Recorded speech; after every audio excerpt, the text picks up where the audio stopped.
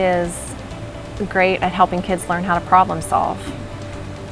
They each have to solve a problem their own way, in a creative way, so it helps their problem solving skills, and that carries over into every subject. With art, you have this idea, and then you start exploring that idea, and then you're coming up with a way to visually represent that idea.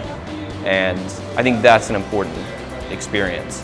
You can't really teach a kid engineering and say like, oh, well, what are you going to build? Even in robotics, like, oh, we're going to build this robot. Well, how are you going to build that? What's it going to look like? And they can't just say, it's going to look like this and describe it. They should be able to draw it.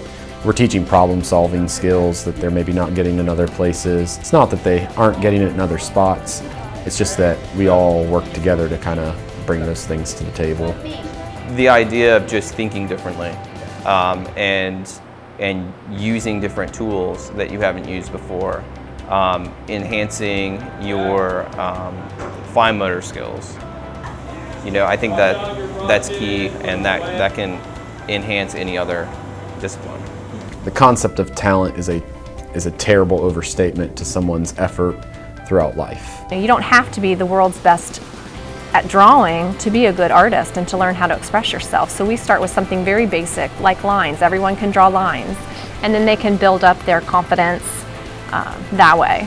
I think in our society today, kids deal with a lot of things, and there's many unhealthy options out there for ways for kids to express themselves.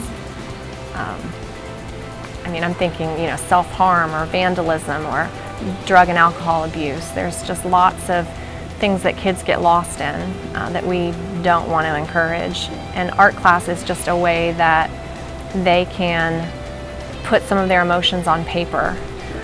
They can express maybe what they've been going through better visually than they could in words. And that gives them that much needed outlet that keeps them, safe and healthy. And I remember coming to school here with green hair, and I was sent home because it was a distraction. And I've got like 5 kids with green hair. It's not a distraction. They're just trying to like stand out. And it's more like if they have a different color hair, it's like, oh, please notice me. Not, I'm trying to make a disruption. So it's like, oh, they want your attention. It's a good thing.